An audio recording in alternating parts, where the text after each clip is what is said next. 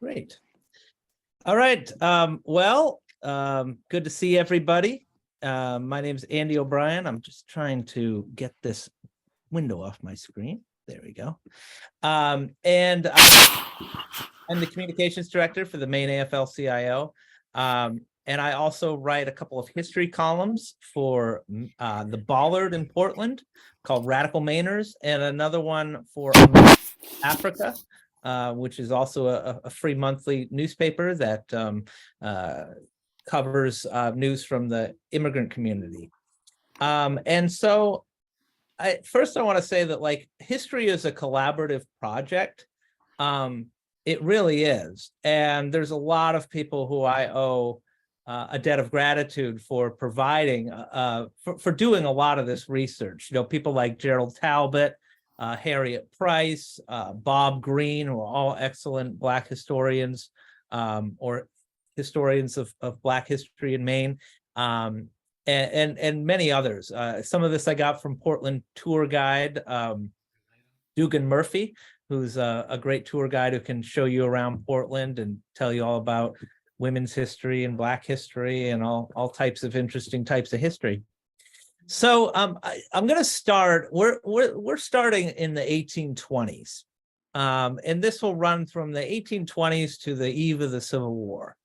And at that time, Portland's economy was booming. It had the second most valuable fishery in the country, and it produced more than 1/3 of the nation's shipping fleet. Maine lumber was shipped to Cuba to build the sugar plantations, and they shipped back sugar and molasses to distill into rum on 7 of distilleries that were in Portland. Maine caught salt cod was fed to enslaved workers who cut and processed the sugar into molasses. So we had a strong connection to the slave trade at that time. Following the expansion of rail from Portland to Boston and Montreal in the early 1840s, the Portland Company opened its locomotive foundry on Commercial Street in 1846. And all of this economic activity caused the state's population to dramatically increase. So, in 1763, there were only 23,000 residents of Maine. And by 1800, there were 150,000. And by 1850, we were up to 583,000. So we were really booming and on the move during that period. And, this is Munjoy Hill in the 1840s. It looks a little bit different. Former slaves, Black Revolutionary War veterans, sailors from Cape Verde who came on Portuguese fishing vessels, and Caribbean migrant workers all flocked to seaport cities like Portland to join in this emerging multicultural cosmopolitan working class. And this is really the first time we saw that develop in Maine. Black workers are most commonly employed in low-wage occupation like domestic work, primarily done by Black women, and maritime labor performed by the men. And many of these folks from the Caribbean came up here with the sugar and molasses trade. And so, they shipped out as sailors and cooks aboard the many ships that came in and out of Portland Harbor, and others worked on the docks to load and receive cargo. In the 1840s, Portland actually had a higher percentage of African Americans than Boston, if you can believe it. Now, I'm talking about percentage of the population, not total population, but it was a big change. And as one contemporary observer wrote, Portland's waterfront resounded with the song of Black stevedores whenever a cargo of coffee or molasses came alongside a wharf, or when lumber was being loaded. And this was really an interesting sight for Portlanders to see who weren't used to that. And people used to actually take the route along Commercial Street on their way home from church just to hear the Black stevedores sing. And so, here's an example. Here's a sugar plantation in Cuba.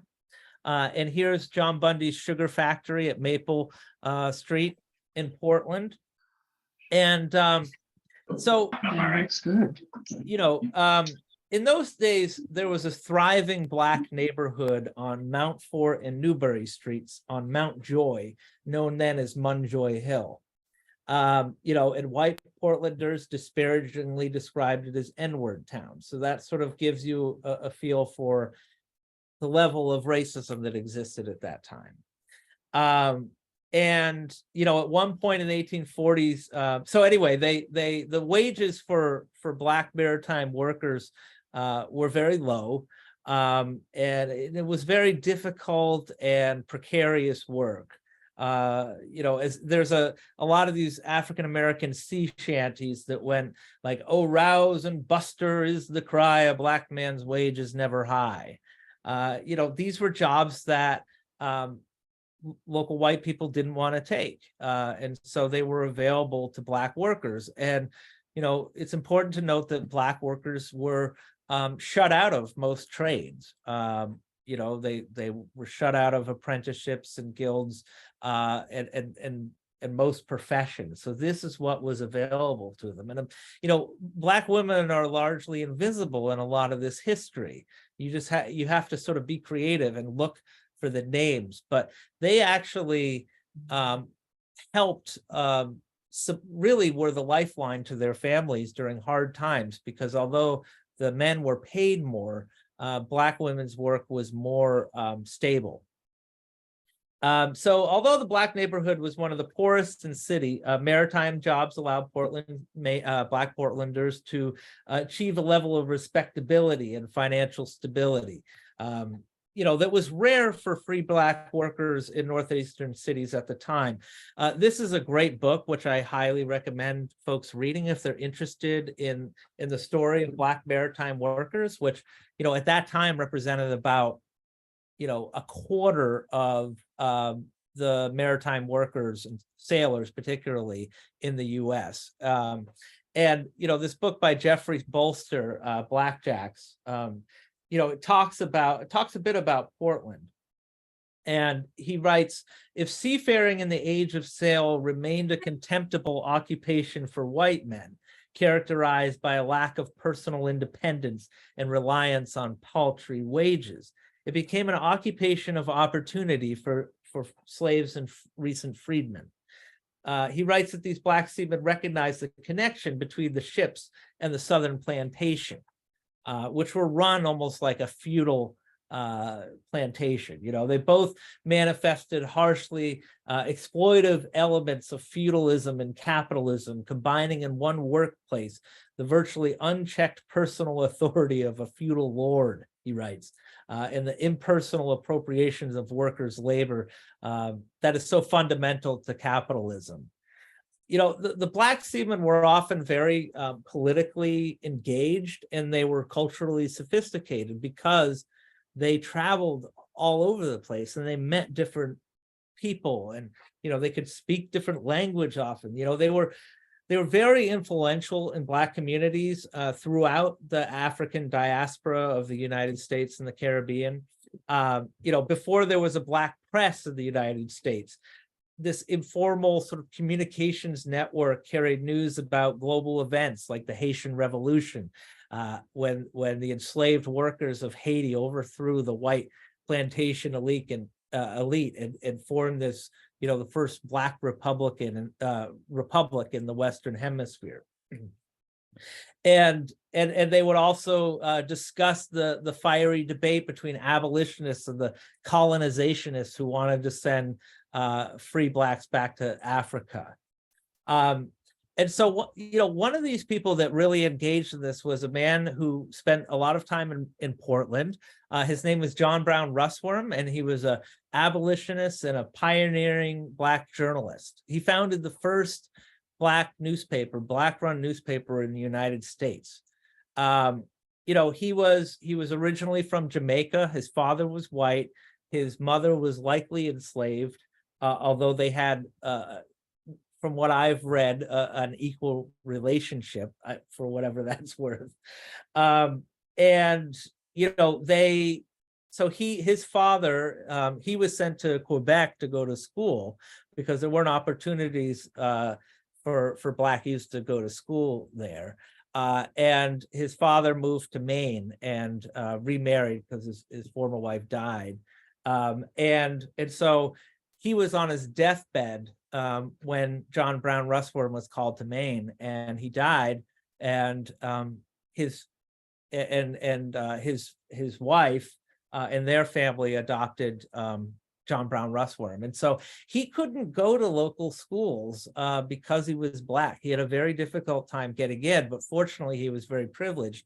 So he was left money from his father's will, and he was able to attend Hebron Academy. And then he became the first Black graduate of Bowdoin College, and one of just a handful of Black graduates at that time from college in the whole country.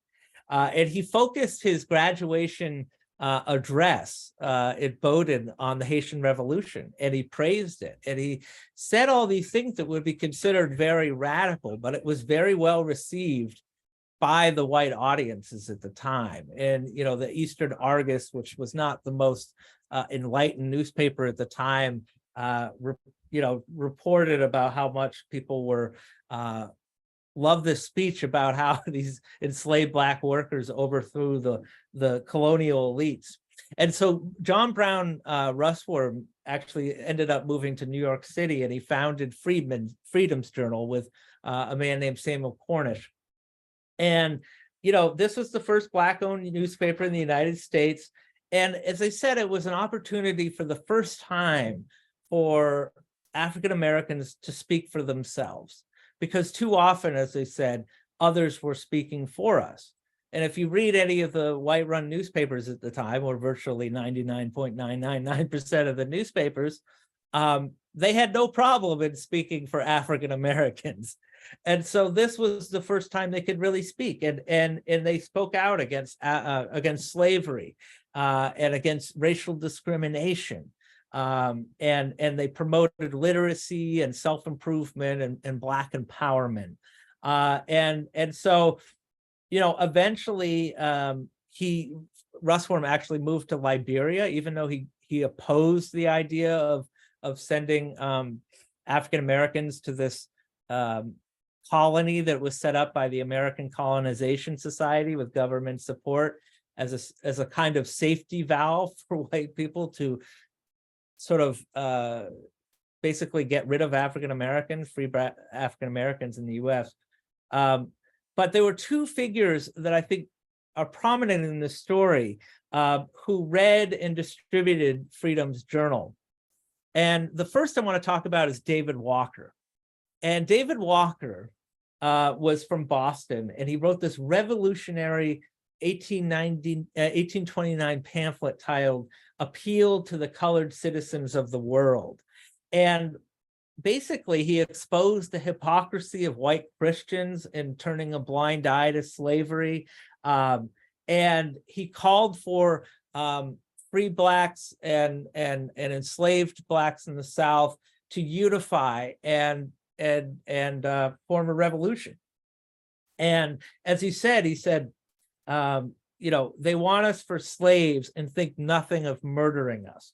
Therefore, if there is an attempt made by us, kill or be killed, and believe this, that it is no more harm for you to kill a man who is trying to kill you than it is for you to take a drink of water when thirsty. And so these were like really radical words for the time, and it struck terror into the hearts of white slaveholders in the South and white people in the North. And so what he would do is he would have Black sailors sew them into their garments when they got on board a ship, or smuggle them in their sea chests and distributed them to enslaved workers in the South. And you know, immediately the South started passing all these laws restricting Black sailors from coming into port, because they started finding these, you know, revolutionary pamphlets in the hands of enslaved workers. And they were already frightened, because in 1822, Denmark Vesey, who had also been a maritime worker in South Carolina, had plotted this massive slave insurrection that was foiled at the last minute. But that was still in their minds. And so, thousands of black sailors were arrested, jailed, and beaten, and forced to perform hard labor. And these were free black men from the North. Some of them were even illegally sold into slavery. It wasn't, but by the end, by 1850, it wasn't uncommon for this to be seen by black sailors, according to Bolster, as a kind of rite of passage. They would brag about being sent to jail as a way of saying, I've been through it, to younger guys. And so Reuben Ruby is the other person that was influenced by John Brown Russwurm. And he was a hack driver. He drove a coach, a horse and carriage in Portland. And he was born in Gray, Maine in 1798.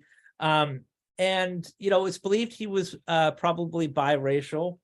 And it is also believed he was influenced by Reverend Edward Payson, who was a white minister in the Second Congregational Church and pretty well known. And he preached that true salvation came from purging sin, both from one's own life and the world at large. So this really influenced the abolitionist movement, the temperance movement, the pacifist movement. It really told Christians to get out there in the world and cleanse the world of sin. And so, Ruby was a good businessman, and that provided him with the resources to really engage in activism. And so, he had a hack stand that was over on at the corner of Temple and Federal Streets in front of what was then the Elm Tavern. And he was part of this small group of black professionals and entrepreneurs that emerged in the 1820s and 30s in Portland. What might be described as a black middle class. They owned coach services, barber shops, used clothing stores, cleaning businesses. They became the leaders in the black community, and they had an influential role in politics. At a time where Maine carried a lot more electoral weight than it does now. And so, they also were said to have, a lot of them were Whigs, National Republicans. They opposed Andrew Jackson and his slaveocracy.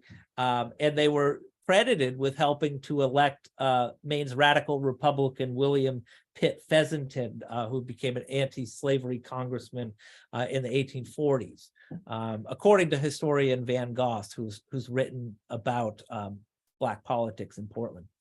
And these Black Whigs could really rally voters, and they were given sort of patronage positions in the city, whether it was a tithing man who would be responsible for upholding moral order, or later Reuben Ruby went to work at the custom house. And this was sort of the way politics was done in those days. If you could rally the votes, you could get positions in government. And so, and that was because Black Mainers had the right to vote. And this was guaranteed in the Maine Constitution affirmatively. The group of white men who gathered in 1819 explicitly gave Black men the right to vote. And there was a man from Calais who tried to challenge that, and they pilloried him and even tried to strip him of his credentials. So they were like very serious that Black folks should have the right to vote. Black men should have the right to vote. But at the same time, they also were not, citizens in the way we think of them. They were treated as second-class citizens. They were banned from most professional occupations, as I said. They were denied equal accommodations on passenger ships and coaches, theaters and churches. They had to sit out in the cold on steamships, and because they weren't allowed to sleep in the cabins. They were exposed to the elements and things like that. So anyway, and a lot of those folks are buried in the quote unquote colored section of Eastern Cemetery in Portland, which at that time was at the back of the cemetery. And now, ironically, it's at the front of the cemetery because it goes right along Congress Street. So you can see a lot of the graves of these folks today. You know, and as one writer to the Liberator, which the abolitionist newspaper, wrote, you know, you inquire, this is in 1831, he wrote about Black Portlanders. You inquire what is the condition of the Blacks here. Much, sir, as everywhere in New England, they need to be emancipated. I do not indeed see them bleeding under the lash, nor chafed with irons, nor galled with the yoke. But there are chains which eat deeper into the soul, and such chains they feel. You know, interracial marriage was outlawed in Maine, first with the Massachusetts law in the early 1700s, and then later, shortly after Maine became a state, and it wasn't abolished until the late 19th century. And so the Abyssinian Meetinghouse, I like to start with talking about the letter which I believe launched the racial justice movement in Maine in 1826. And this is when a group of African-American men, including Reuben Ruby, wrote a letter to the Portland's Eastern Argus newspaper and essentially said, you know, we are not given equal accommodations at the local congregational church. We have to sit in the back of the pews. We have to wait until, you know, the white folks get communion before we can give up, before we can get up there. And so you want us to be, you know, morally pure. You want us to be dignified. You want us to be religious, but you're not letting us. You're not giving us equal accommodations. And so, you know, they said that Black folks were accused of vice and degradation, but they were denied equal access to education, moral instruction, and opportunities for fortifying their minds. And so they had vowed to launch, you know, to found a church for themselves. It was a congregational church that became the Abyssinian Meetinghouse. And, you know, Black folks in the community scraped what money they had to put together to support it. There were prominent, wealthy, white people in town who gave money to it. And today it's on the National Register of Historic Places, and it's being, you know, it's received some money to finally renovate it back to its former splendor and become a museum. But, you know, among those men was Christopher Manuel, who was one of the most prominent leaders in the Black community. He was a well-known barber, and he was married to a woman named Nancy Pierre, who was, you know, likely one of the daughters of Peter and Elizabeth Pierre. Of the Pierre family was a well-known, prominent Black family in Portland. Manuel is also interesting because he started the first brass band in Maine in 1825, and it was you know, Manuel on the flute. They had a clarinetist, you know, a bassoonist, and percussionist, and they were all Black men. And they were all, many of them were involved in the Abyssinian and in local social movements. And so, essentially, you know, it was interesting about Christopher Manuel because he was well respected in the white community as well. And he was recalled many, many years later as being straight as an arrow and every inch a gentleman, intelligent, genial, neat, and very particular, with his ever bright smiling face, blah, blah, blah. And they go out, his barber shop was this place where all of the prominent men in town, you know, the lawyers and doctors and merchants and ministers all gathered there to talk about this and that. And at the end of this whole, you know, remembrance of him, the Portland Daily Press writes, they write, so he did not frighten away the customers, for Chris Manuel flourished for many years afterward, loved and respected by all who knew him. For if he was a Black man, he had a white heart.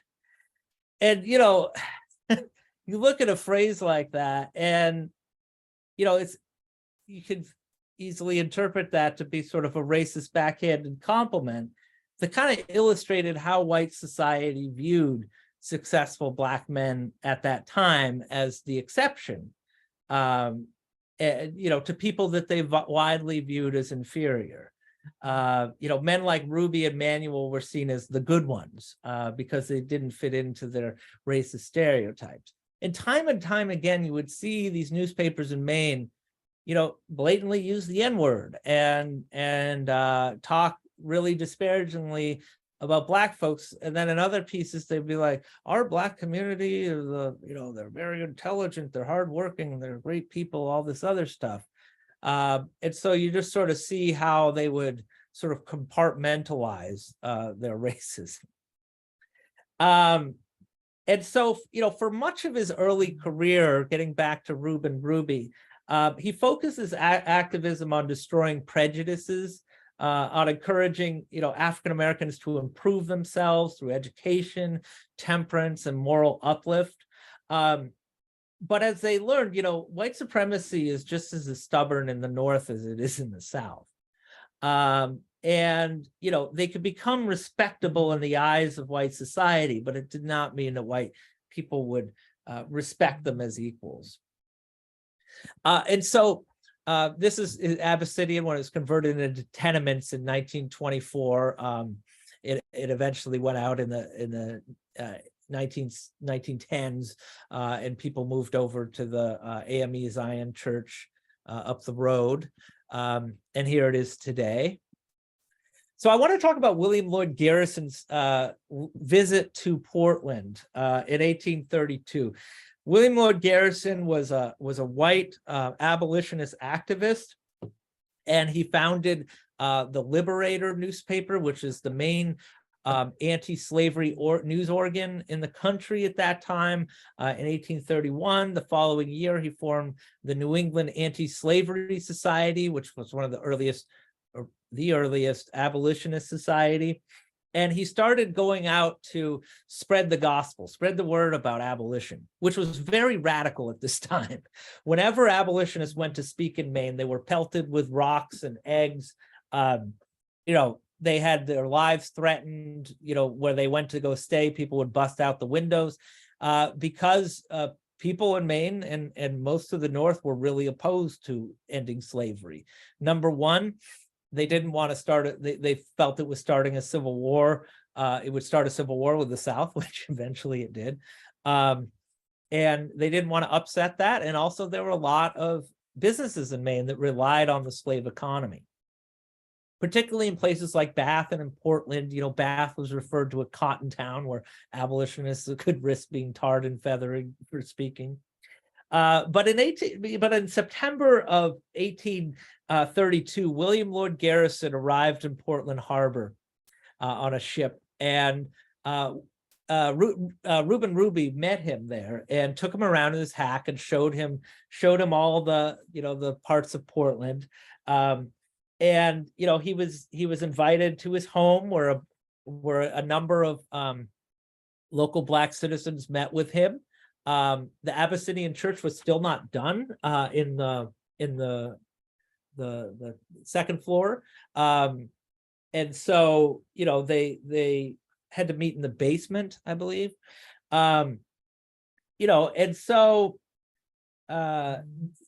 starting with this tour, he went to Hollowell, Waterville, Augusta, Bangor, and he started spreading this word. The first and so quickly followed all these little anti-slavery auxiliaries. The first anti-slavery society in Maine was founded in Hollowell in 1833, and then 26 more anti-slavery societies followed in 1836.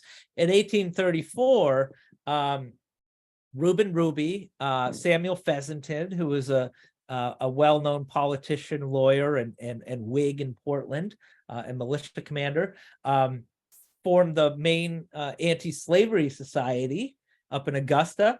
And Reuben Ruby was a delegate. He signed on to the Constitution, and they had George Thompson, the Scottish abolitionist, come and speak. And Ruby loved it so much he named his son after him.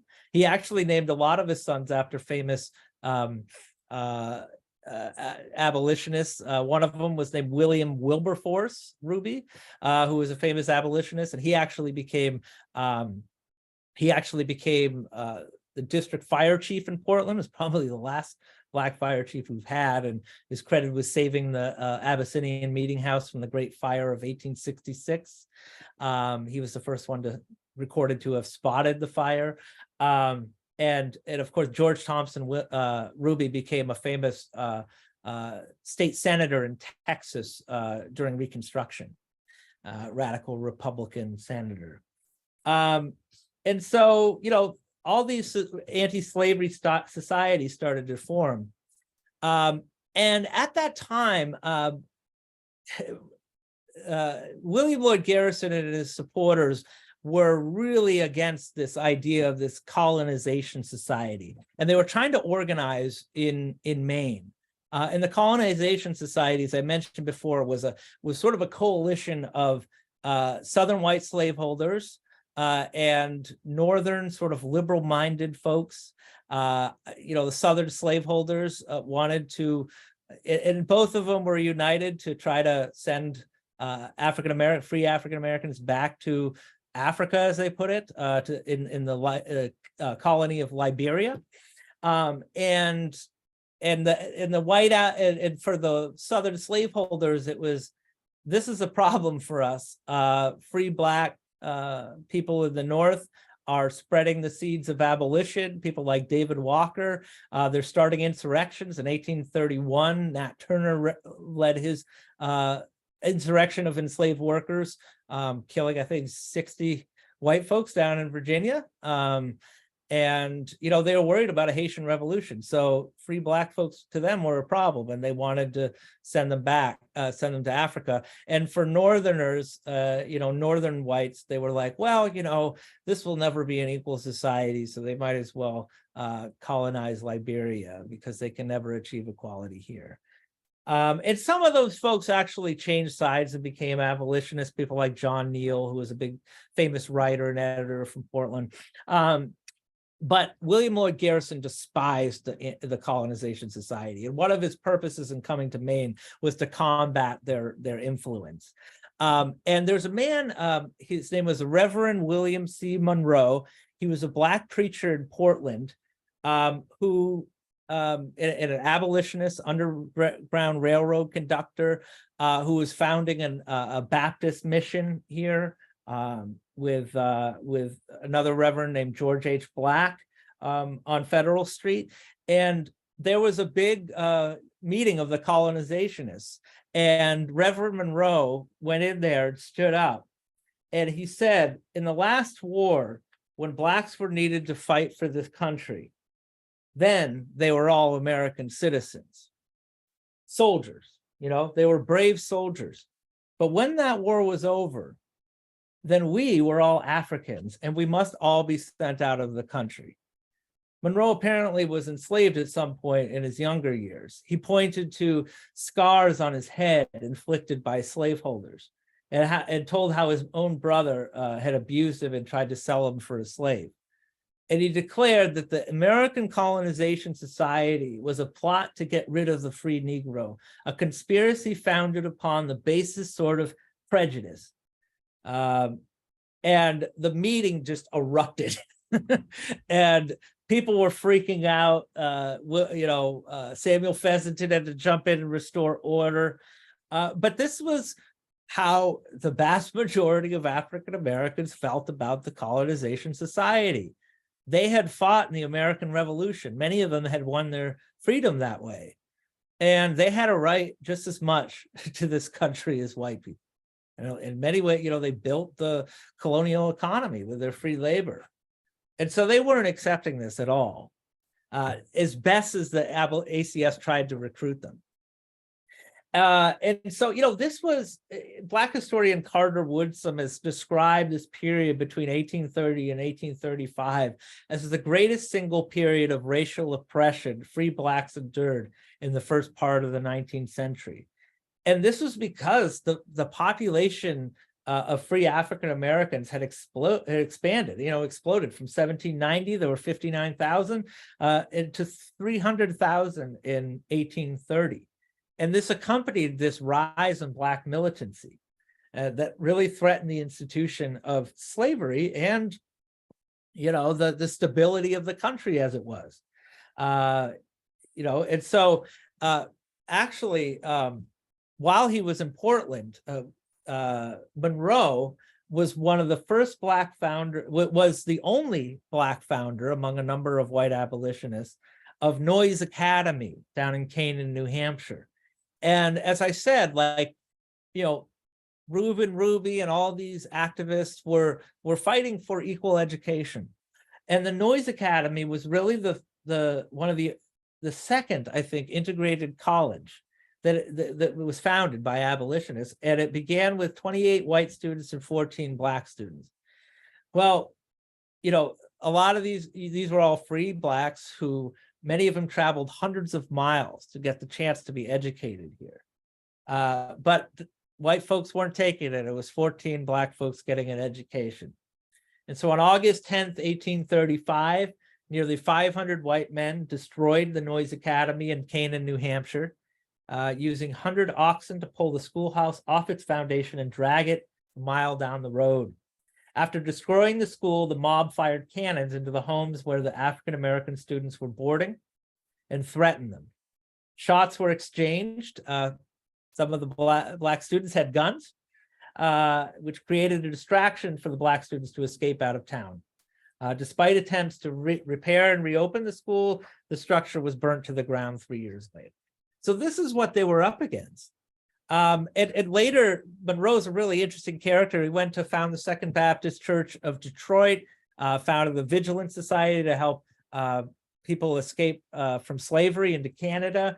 And he was a huge supporter of John Brown. And so Monroe was actually the chair of John Brown's May 1858 Constitutional Convention in Chatham, Ontario. So John Brown had arrived in Chatham to hold a series of secret meetings over the plans to establish a revolutionary government of free slaves based in the Appalachian Mountains. Chatham was a central settlement in Canada for escaped slaves from the United States. So on the morning of May 8th, 1858, Brown met with 12 whites and 34 Blacks in the First Baptist Church, where Reverend Monroe was pastor, and the Constitution of the new republic was approved. The direct result of this meeting was the attack on Harper's Ferry, Virginia, in October 1859. As one observer at the Chatham Convention wrote, a preacher, this is likely William C. Monroe, kept exclaiming of Brown, "This is the Moses whom God has sent to conduct the children of Israel through the Red Sea." And Brown actually proposed an amendment stating that to their constitution, stating that this provisional government was not intended in any way to encourage the overthrow of any state government or the government of the United States. But a number of Black attendees objected.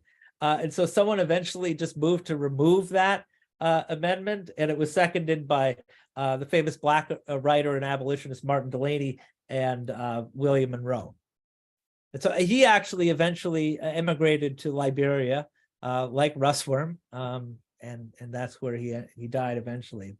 The other thing that's really important is the colored convention movement, which was run out of the Abyssinian Meetinghouse. Reuben Ruby was not terribly involved in the Maine Anti-Slavery Society.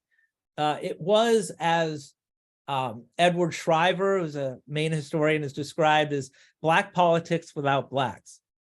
They weren't terribly involved in the state organization because they got involved in their own movement, which was the colored convention movement, and they were, and I assume this is because they wanted more autonomy. They didn't, they wanted to lead their own meetings, and they wanted, rightfully to sort of run their own organizations. So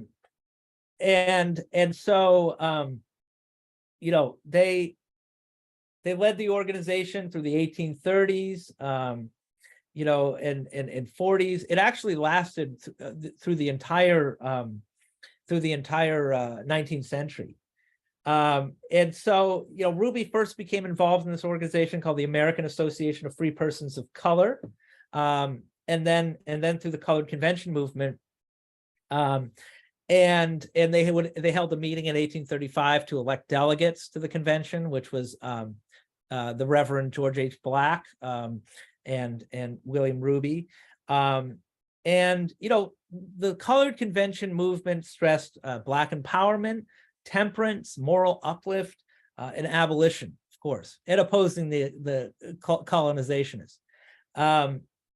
And through that convention, William Ruby was actually the vice president of that national convention, and they formed the American Moral Reform Society, which is an organization of Black men. And he was chosen as the president of that.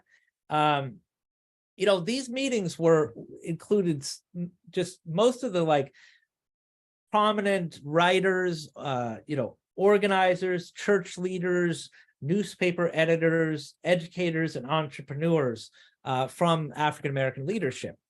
And again, we have to sort of, I just got a new book that sort of discusses this, but Black women did participate in this. They weren't mentioned in the notes, except briefly, but they were very active in supporting this movement in many ways. But the one thing I want to stress here is that there was a lot of focus on this idea of uplift suasion, which this is something that William Lloyd Garrison stressed, which is that if more Black people became respectable, more white people would support abolition.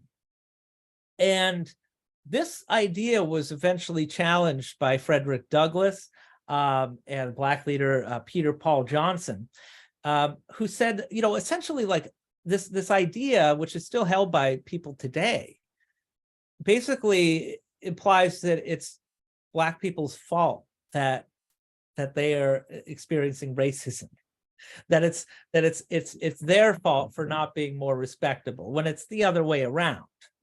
What Peter Paul Johnson would say is that this obsession with moral elevation was nothing but conspicuous scarecrow designed to hinder Blacks from acting collectively. We must show action, action, action. So rather than focusing on individual, aspiration and education and everything, which is important, we need to focus also on collective action because it's not an individual pursuit. We need to all work together. And after this colored convention, there was a letter in the Liberator where essentially George Black was complaining about how he was on his way home from the convention, and he was made to stand outside on the steamship, and he was all night. He was prohibited from getting equal accommodation like white folks in the sleeping cabins. And Reuben Ruby wrote a note in there that said that we had applied to Captain Howe's for passage on board the steamer. So Reuben Ruby actually was on. He thanked Captain Vanderbilt, who was on. He was on a separate steamboat, the Lexington, and he was treated great. But there was this other one, this other steamer called the McDonough that George Black went on, which was discriminatory. So they were essentially saying, boycott this one. Take your business here. And so there was this fight against discrimination at the time. And so the Underground Railroad really took off, especially in the 1850s after the Fugitive Slave Act, but throughout the 19th century, and before that, but particularly in the 19th century, you could read these accounts of people fleeing from slavery through Maine and being helped by folks along the way. And so there's a famous slave narrative, as they were called, that came out in 1847 by a man named Leonard Black. And Leonard Black was severely traumatized as a child as a slave in Maryland. He was beaten repeatedly. He was separated from his mother, who was sold down south. He was just repeatedly abused. And eventually he ran away at the age of 17 with 75 cents in his pocket, according to this memoir. I've heard different accounts since then, but this is according to this memoir. And he arrived on foot in Boston eventually after taking a steamer. And he asked somebody down there, he asked some friendly Black folks, I think they were in the Vigilance Committee, they were abolitionists, if they knew of any Blacks who had come through. He's looking for his brother. And so they said, I think there's somebody named George Black who went to Portland. And so he made his way up to Portland and he met the Reverend George H. Black. And he wasn't his brother. He thought like, oh, maybe one of my, he was from the West Indies actually. And he thought maybe one of his brothers was coming up. But they took Leonard Black into their home, he and his wife, and they bought him nice clothes. They sent him to school. They got him a job in the summer working for a farmer in Bridgeton. And eventually he went to work for an abolitionist businessman, George Ropes. And actually at that time he fell in love with George H. Black's daughter, Mary, and they all moved down to Boston, where George H. Black got a job at the Independent. He got a job as pastor at the Independent Baptist Church, which is actually the oldest African-American Baptist congregation in the city. So, that was an interesting story about how there was this mutual aid, this informal network that was there. And certainly he probably wasn't the only formerly enslaved. Actually, we know he wasn't the only formerly enslaved person who escaped through Portland at that time. Reverend Amos Freeman was the first full-time pastor of the Abyssinian. He was an Underground Railroad conductor. He and his wife Christiana would use their home and the church for freedom seekers escaping slavery. It was very small. The congregation was very small. It was losing money, and actually at that time, a lot of white people joined the church to support it. And so at that time, they also started a school, because in Portland, there was segregated school, but they were really poorly resourced. It was basically attached to the regular school Black children had to go to. There were letters about how bad the situation was and the racism that these kids had to experience. And so the Reverend Freeman taught school there. And that school was, I believe, in the basement of the Abyssinian, or in the Abyssinian Meetinghouse. He brought in new programs. They were able to learn music. They had music classes, in addition to all the other stuff they learned. General Pheasanton became a regular attendant. He was really the most pro-Black white person, I think, in Portland at that time. Like he was good friends with a lot of folks in the Black community. He'd go to their houses, he would bring them into different organizations and things like that. And so, it's one letter. I was reading a letter in the Liberator from 1831, and they said out of 1,200 African Americans in the state, 500 are in Portland. The other 700 are scattered over the remainder of the state. Of course, there are but a few families in town and no separate means provided for their education. To show you the state of feeling at a glance, a little darling white 4 years old comes home from the infant school scolding about the little N-word who would sit by him. And so the letter writer writes, was this born in the white or distilled? This, sir, is a fair specimen of feeling throughout the state. I know not the number of Blacks in this town, nor their condition, but I intend to know and collect them, young and old, into a school on the Sabbath, if possible. When this is done, you may hear from me again. So there's somebody who was talking about forming a Black school way back then. Actually, the church, the church's school ended up being disbanded in the late 1850s because they didn't have enough students, and so they ended up going to the white schools. It was sort of a integration by economic necessity. And so Ruby and a number of Black folks from the community formed the Portland Union Anti-Slavery Society in 1841. They had prominent speakers like the Reverend D. Green and Frederick Douglass come come and speak to them, to really packed crowds. And they were at the time, Freeman also continued to run the colored convention movement. They had state conventions in Maine of color, the colored convention. They discussed ways of improving education. They started an agricultural mechanical arts committee, to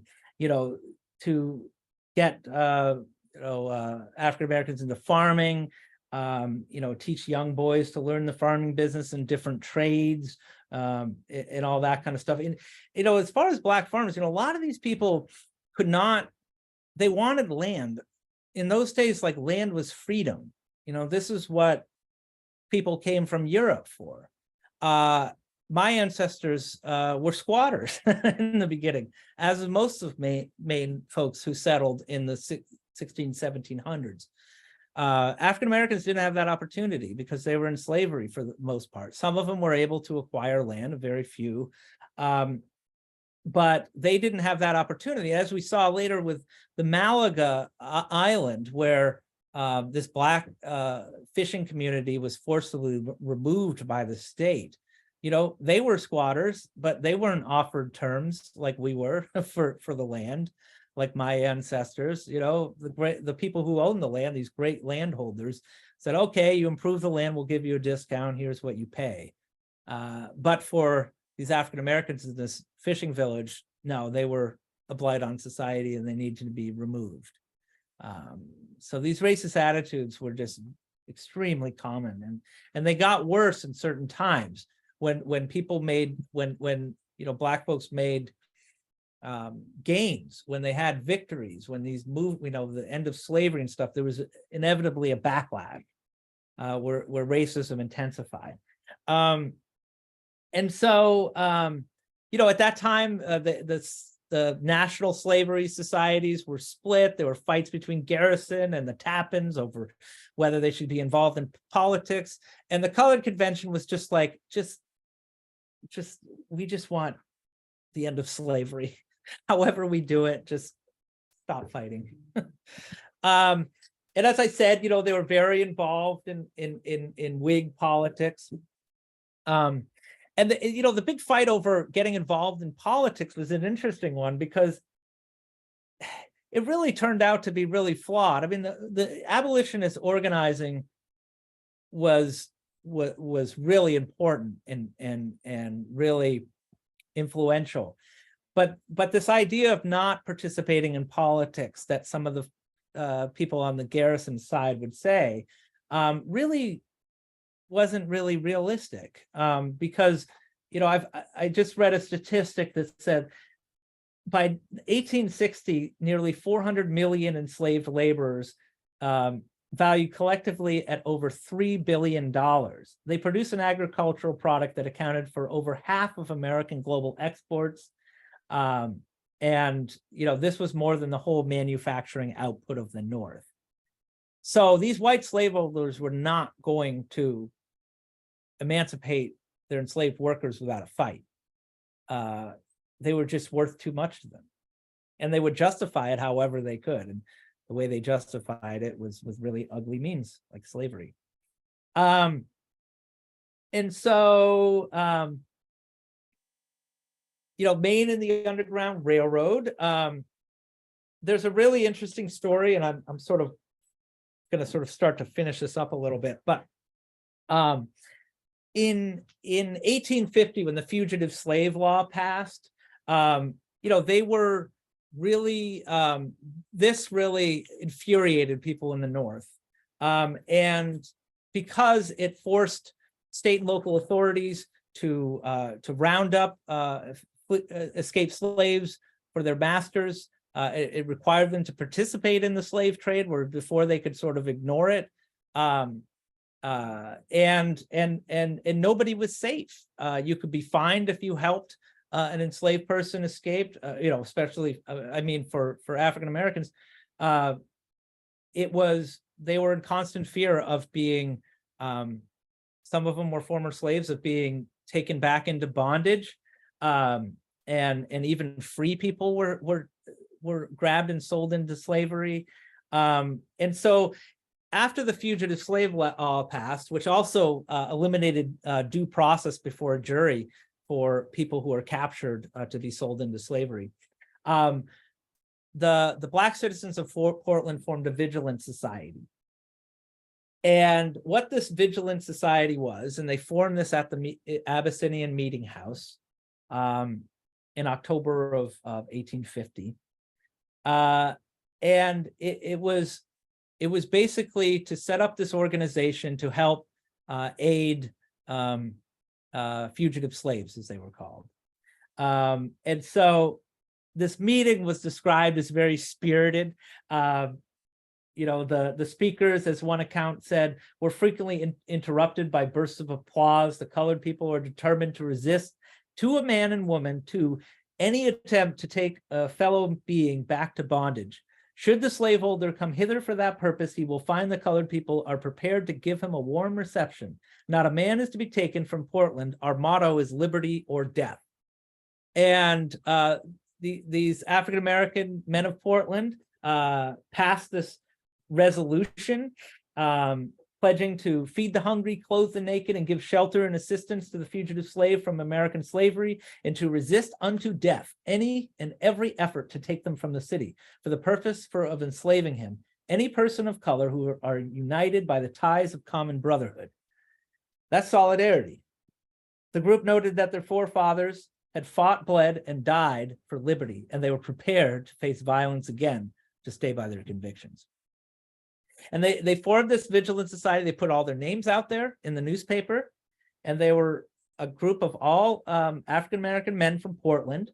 54-year-old Reuben Ruby was leading the charge. We had Henry Daniels, who went on to serve in the Civil War. There was Benjamin Barnett and his brother. They were both mariners, Charles Barnett. There was barber, Jacob C. Dixon, coach driver, Alexander Stevenson, mariner, William Hammett, shoemaker, mariner, Enoch A. Burke, and another mariner named George Potter and William Brown. And so they were saying, look, come and get us. We're going to fight back against this horrible, savage law, and we're not gonna hide. And so, they helped. This is an example of the Boston Vigilant Society. They helped in many cases. A lot of it's not recorded because it was secret. But if you ever took in the Portland Freedom Trail, it was common for slaves to come to Maine traveling as stowaways on vessels from southern ports. And so one day in the fall of 1857, Her Majesty's brig, the Albion Cooper, loaded with lumber from Savannah, Georgia, docked in the stream opposite Franklin Street Wharf. And the vessel, commanded by Captain Smith, had stopped in Portland 2 days after leaving Savannah after discovering a runaway slave was concealed on the ship. And so he went and consulted with some folks in town, and the Vigilant Society came down. A group of white men and a black man named Charles H.L. Pierre arranged for a small mob. They boarded the ship at night, whisked the man away under cover of night to a safe house, and then sent him on his way to Canada the next day. In other examples, they talk about they would. It was decided the slaves should be so they would also disguise the escaped slaves. A body of abolitionists would see that they were safely conducted on board outgoing steamships. So essentially, what they would do is they waited until the last moment that the steamship was about to leave, and then just as the gangplank was to be pulled in, they made a mad rush for the ship. The whole group of people, and they would put the Underground Railroad passenger on board and conveyed him to some port, whether it was to Canada, sometimes even the West Indies, supposedly, where slavery had been abolished by that time, or even Europe. There's a great story, there's a book that just came out about William and Ellen Craft, who disguised as, she was light-skinned, they were both enslaved in the South, and she posed as her husband's white master, and she wore a top hat, and she put her arm in a sling in case anybody asked her to write anything. She thought, my arm's broken. And they made their way all the way to Boston, and the fugitive slave law passed. And so they fled to Portland, where they were housed in a safe house on India Street. And then they were able to catch a boat to Nova Scotia, and then later to England. And so, as I was going to say earlier, like for a long time, Black Mainers were loyal Whigs, and they would not go to these sort of third party anti-slavery parties like the Liberty Party. They stuck with the Whigs, and I think probably see it as just sort of these third party spoilers. But eventually, the Liberty Party merged into the Free Soil Society, and more Black Mainers began to join. And then the Republican Party was formed, and they all joined the Republican Party for the most part. And in 1860, there was this youth paramilitary group. They formed chapters throughout Maine, and they would carry torches, and they were in support of Abraham Lincoln's candidacy. And in October 1860, all these wide awakes from Maine came down to Boston for this torchlight parade to support Lincoln. And with them were the Sumner Blues, who were, I assume, from Sumner Street, where Newbury Street is today. They were an all Black group of wide awakes, commanded by the Captain Henry Daniels, who you can see there. And they did a march, and they were described. They had a banner. Their motto was inscribed, "Liberty through the wide world." And as one reporter commented, "Delightful philanthropy, glorious civilization, intense Boston." And another newspaper out of Buffalo, New York said, like, look, the colored voters of Portland have organized a political company called the Sumner Blues. Why not do that in Buffalo? So that's sort of the end of the presentation. Many of them went on to go serve in the Civil War in colored regiments. A number of them were killed in the Civil War, including what I found. I've studied the Black settlement of Peterborough in Warren a lot, and they were, and a number of them, those residents served, and 2 actually died in the Civil War.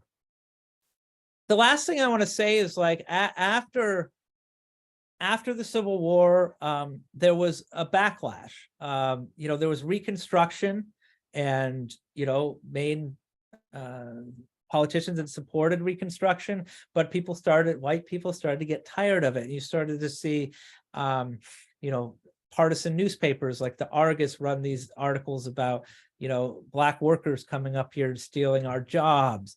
This is a cartoon that attacks the radical Republican Eugene Hale, showing that he is in support of Black people using a racial epithet. So, that's sort of the way our history has gone.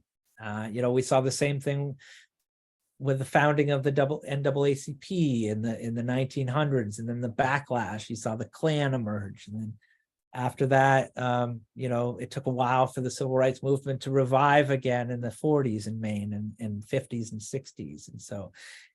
Right, and now we've been facing the backlash of that with the, Reaganism and the right-wing populism, and it continues to this day with we have Black Lives Matter and on one side, and you have these far-right groups against them. So anyway, I hope I didn't go too long, but that's my presentation, and hope you enjoyed it.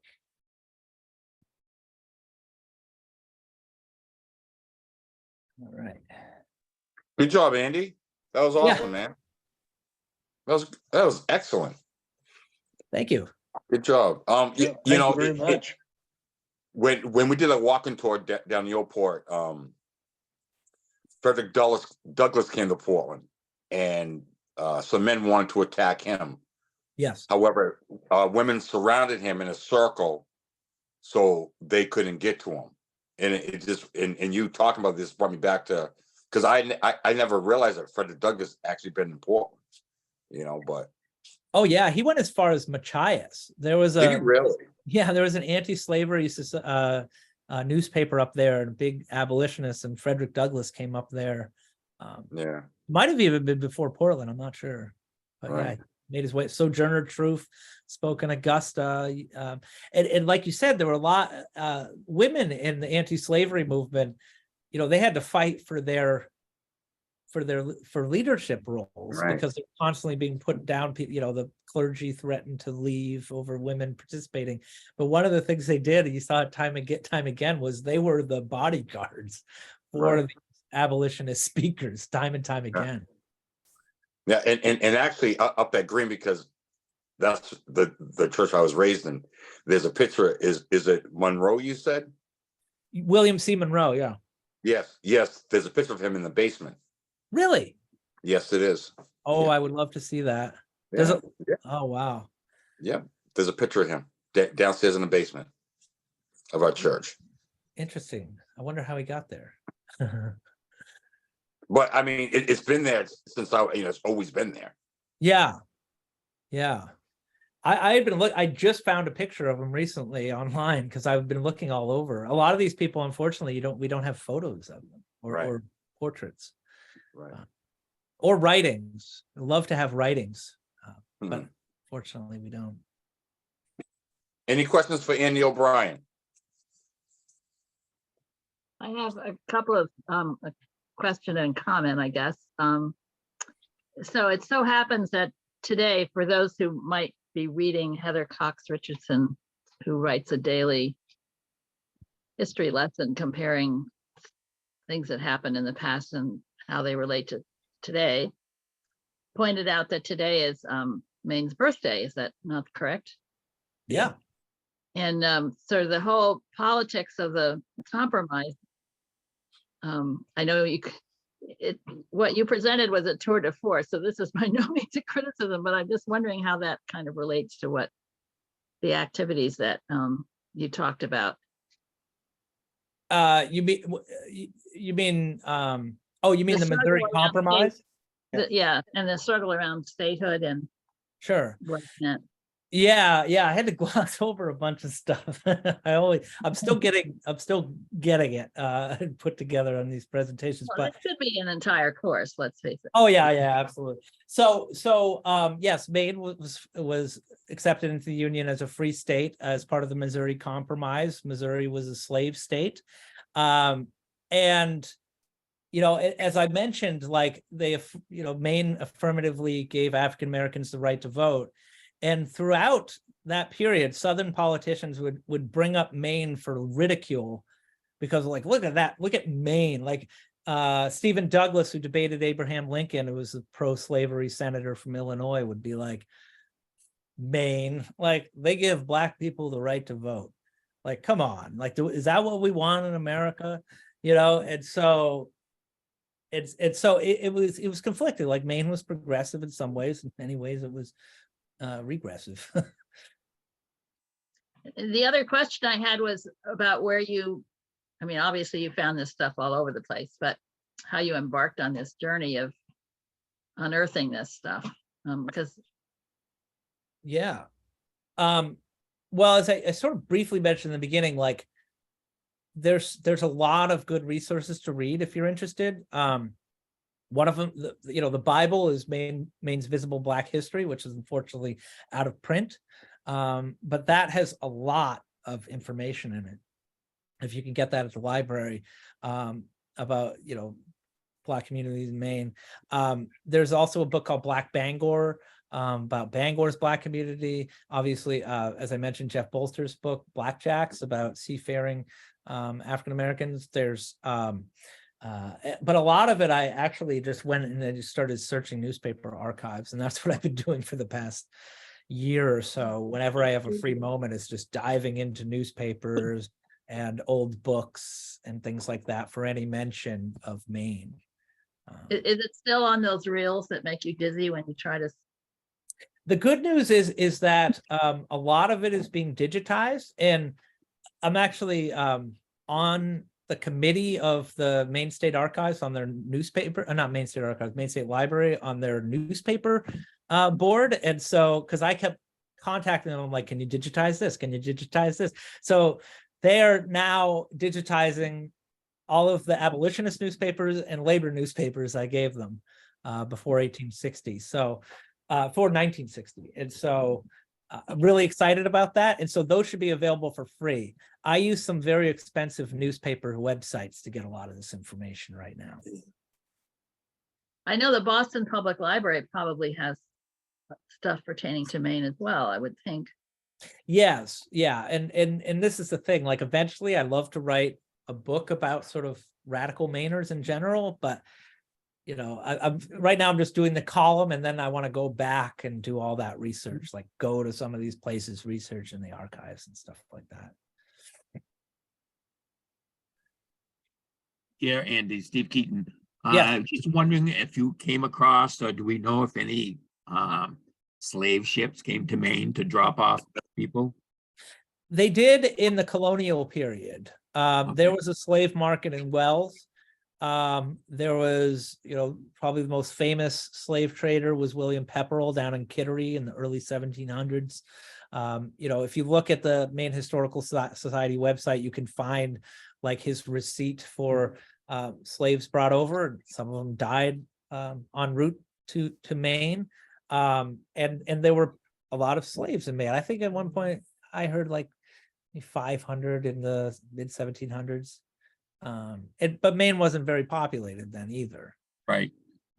But yeah, in Maine, you know, we built slave ships here. If you check out the Atlantic Black Box Project, there's a lot of information about Maine's connection to the slave trade, including, you know, people who captained slave vessels and ships that were built here and all that kind of stuff. Vinny. Thank you. Yeah, no, that was great, Andy.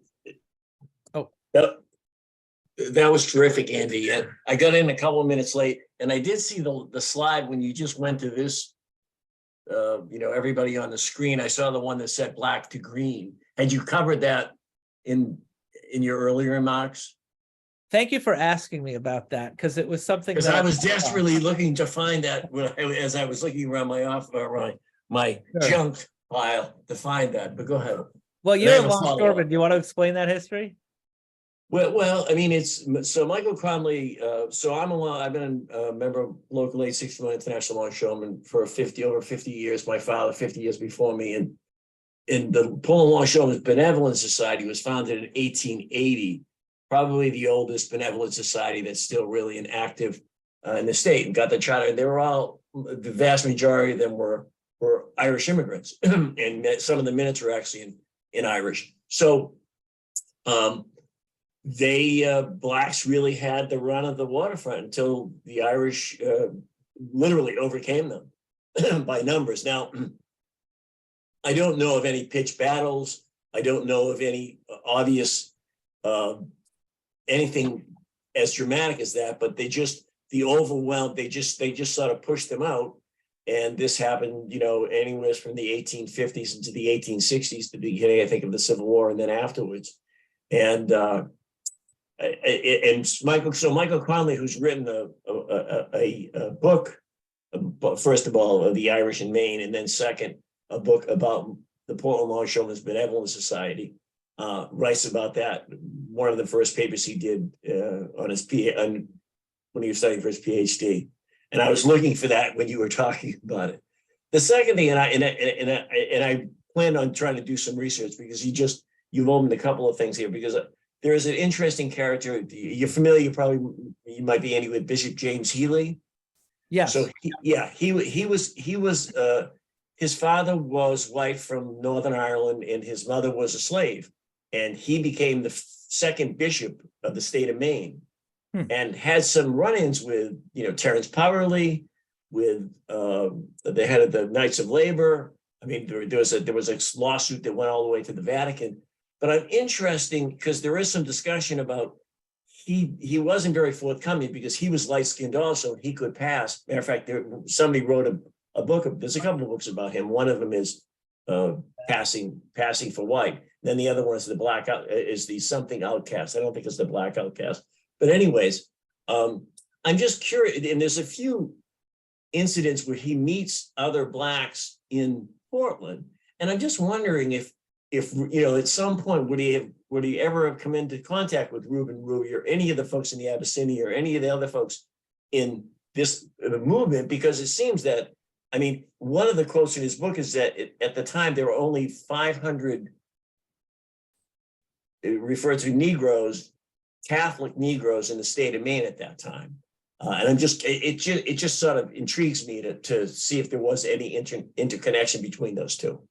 I'll stop. Sorry, go on. No, that's great. So I just, one thing I think, I don't know if you mentioned is that was that the Irish Benevolent Society, one of the first things they do was keep Blacks from becoming members. Right? Oh yeah.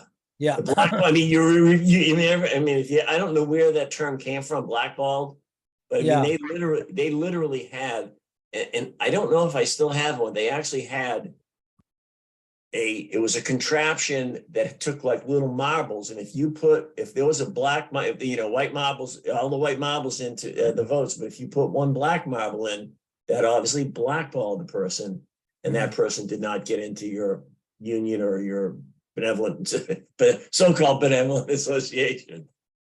Yeah. Wasn't that the issue with every AFL affiliate? They all were strictly for white men, period. Yeah, but you're absolutely right, Barney. But just that we predated the AFL by about 20. You know what I mean?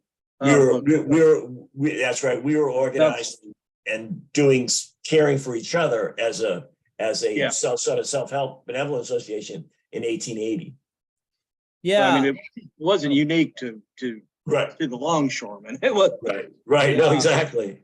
yeah, and I actually found an article from Biddeford where a bunch of barbers went on strike in the 1770s or 80s. I think it was 1780. I mean 1880s, because they didn't want them to hire a black man. So that was a way of organizing. With Healy, I'm not sure how much interaction he had with the Black community there. Reuben Ruby died in 1878. By that time, he was known for his flowers. He was really, he made these beautiful flower arrangements. He grew these, he get these headlines in the paper. So I mean, it's a small town, but I don't know. I haven't actually researched Healy that much. But what's interesting about him is that there was this period where, like in the 1820s and 30s and 40s, where you started to see like these Black leaders emerge and really prominent people. And after Reconstruction, you didn't see that for a long time. Yeah. And I think it's part of this sort of backlash that I think was happened is, you take one step forward and one step back. It's like you make some gains and then there's a backlash, and then you don't make any gains for another generation or two. Yeah, Healy didn't get here till 1875, and he died by 1892. So he had a very, here, I mean, he was all over the place, but here in Portland, Maine, he was here for a little over 15 years. Yeah. He was definitely the most prominent Black person in Portland, I think, at that time. Any other questions?